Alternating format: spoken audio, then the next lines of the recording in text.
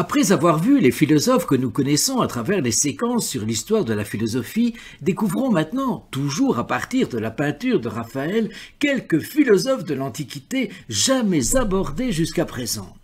Numéro 4. Il semblerait qu'il y ait hésitation. En effet, on parle tantôt de Boèce, tantôt d'Anaximandre, enfin d'Empédocle de Milet. S'il s'agit de Boèce, Boèce est né vers 480 à Rome et a été mis à mort en 524 à Pavie. Il fut à la fois chrétien et adepte de la doctrine aristotélicienne.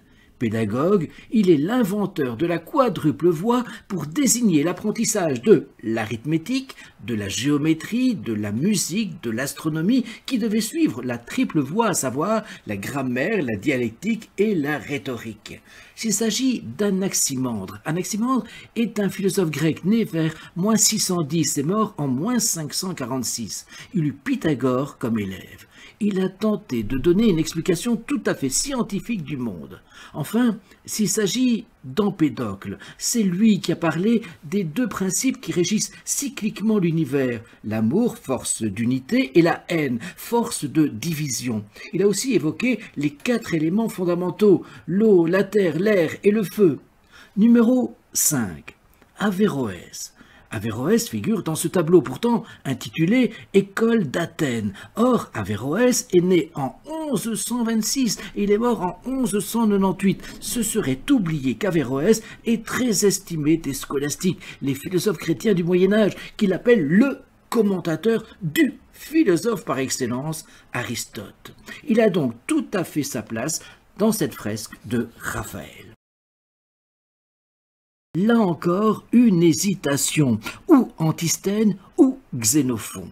S'il s'agit d'Antisthène, Antisthène est né à Athènes vers -444, -365. C'est un philosophe grec considéré comme le fondateur de l'école cynique. S'il s'agit maintenant de Xénophon, Xénophon est un historien, un philosophe et un chef militaire. Il est né vers -430 et mort vers -355. Xénophon, sans le savoir, a ouvert la voie aux futures conquêtes d'Alexandre le Grand. Dans l'Anabase, en effet, outre une description détaillée de son trajet en Asie, il montre qu'un corps expéditionnaire de soldats grecs peut traverser l'empire perse invaincu.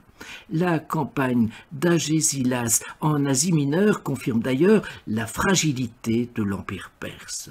Nous terminerons l'étude de cette fresque avec un 3e et dernier volet. Il est vrai qu'il y a tant et tant à en dire.